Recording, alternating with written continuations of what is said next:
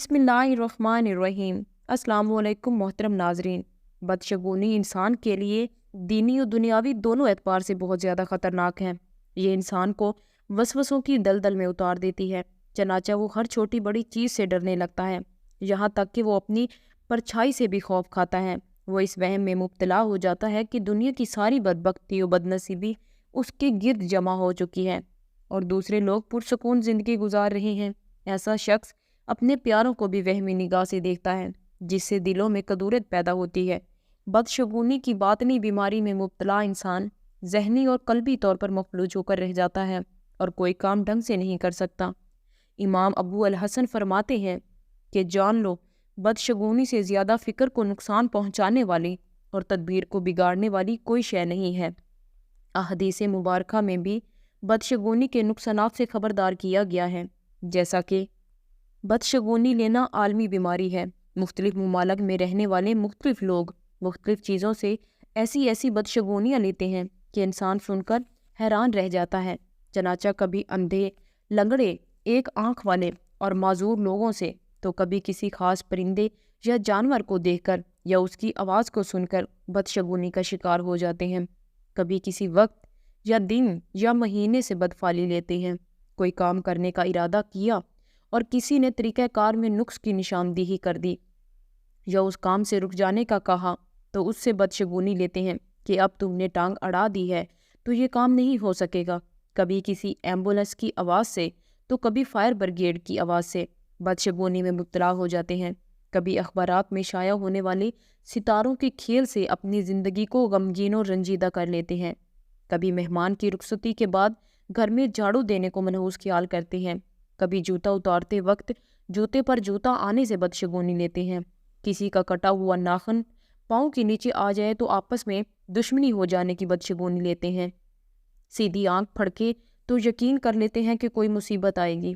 ईद जुमे के दिन हो जाए तो उसे हुकूमत वक्त पर भारी समझते हैं। कभी बिल्ली के रोने को मनहूस समझते हैं तो कभी रात के वक्त कुत्ते के रोने को। मुर्गा दिन के वक्त अजान दे दे तो बदफाली में मुब्तला हो जाते हैं, यहाँ तक कि अगर उसे ज़िबा कर डालते हैं।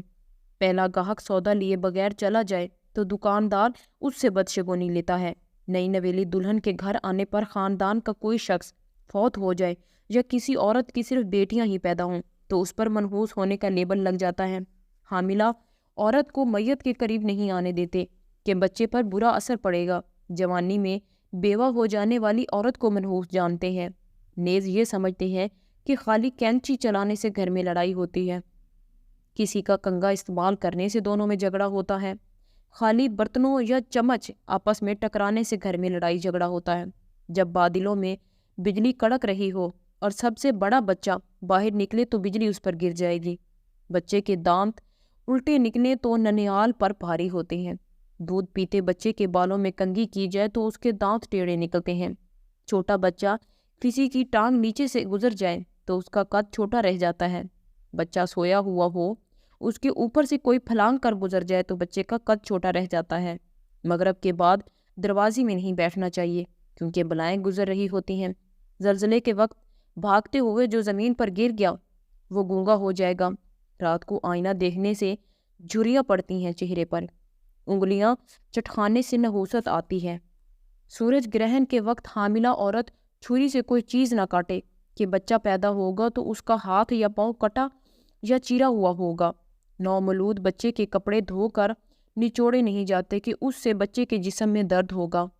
बाला बदशगुनियों के अलावा भी मुख्तलिफ मुआशरों और कौमों बरादरियों में मुख्तलिफ शगुनियाँ पाई जाती हैं। अल्लाह पाक हमें इन तमाम बदशगुनियों से महफूज रखे और हमें अपने दीन के रास्ते पर चलने की तौफीक अता फरमाए। मुझे उम्मीद है कि मेरी आज की वीडियो के बाद हम बदशगुनियों से ज़रूर बचेंगे। वीडियो पसंद आए तो वीडियो को लाइक और शेयर करें, और अगर कोई भी वीडियो के हवाले से सवालात हैं तो वीडियो के कमेंट में ज़रूर पूछें।